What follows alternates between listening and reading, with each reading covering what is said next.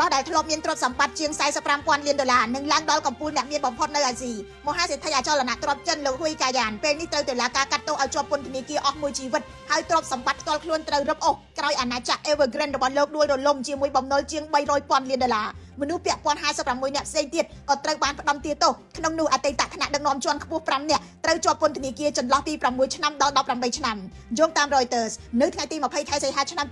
2026តុលាការនៅទីក្រុងសិនចិនបានផ្ដន្ទាទោសលោកហ៊ុយកាយ៉ានក្រោយលោកបានសារភាពកំហុសលើបទចោទចំនួន8កាលពីខែមេសាក្នុងនោះរួមបញ្ចូលទាំងការបោកប្រាស់រៃអង្គាសទុនប្រើប្រាស់មូលនិធិខុសគោលដៅទទួលប្រាក់បញ្ញើពីសាធារណជនដោយខុសច្បាប់ក្លែងបន្លំហិរញ្ញវត្ថុនិងលាក់បំណុលជាដើមក្រុមហ៊ុនអចលនទ្រព្យ Evergrande Group ត្រូវពិន័យ 1,200 លានដុល្លារខណៈក្រុមហ៊ុនបុតសម្ព័ន្ធសំខាន់របស់ខ្លួនត្រូវពិន័យប្រហែលជា 1,000 លានដុល្លារទៀតនេះគឺជាការដួលរលំដែលនឹកស្មានមិនដល់របស់មហាសេដ្ឋីចិនលោកហ៊ុយកើតនៅក្នុងគ្រួសារក្រីក្រនៅក្នុងខេត្តហឺណានមុនចូលប្រឡូកនៅក្នុងវិស័យអចលនទ្រព្យនិងបង្កើតក្រុមហ៊ុន Evergrande ក្នុងឆ្នាំ1996ក្រុមហ៊ុននេះលូតលាស់រហូតក្លាយជាក្រុមហ៊ុនអភិវឌ្ឍអចលនទ្រព្យធំបំផុតរបស់ចិនហើយនៅឆ្នាំ2017ទ្រព្យសម្បត្តិរបស់លោកហ៊ុយឡើងដល់ជាង 45,000 លានដុល្លារធ្វើឲ្យលោកក្លាយជាអ្នកមានបំផុតនៅអាស៊ីនៅពេលនោះប៉ុន្តែការរីកធំរបស់ Evergrande ពឹងខ្លាំងទៅលើការខ្ចីបំណុលដើម្បីទិញដីសង់គម្រោងលក់ផ្ទះមុនសាងសង់រួចហើយយកលុយទៅបង់ម្ចាស់បំណុលនិងបន្តគម្រោងថ្មីទៀតនៅពេលវិបត្តិអចលនទ្រព្យផ្ទុះឡើងនៅក្នុងឆ្នាំ2021ក្រុមហ៊ុនមានបំណុលនិងកាតព្វកិច្ចហិរញ្ញវត្ថុសរុបជាង 300,000 លានដុល្លារ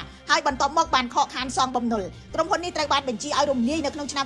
2024ហើយក្រោយការដួលរលំរយៈពេល5ឆ្នាំបរិសុទ្ធដែលធ្លាប់ឈរនៅលើកំពូលអាណាចក្រអចលនទ្រព្យចិនពេលនេះត្រូវចំណាយជីវិតដែលនៅសល់ក្នុងពន្ធនាគារខ្ញុំរស់សុធាពី News Today NTTV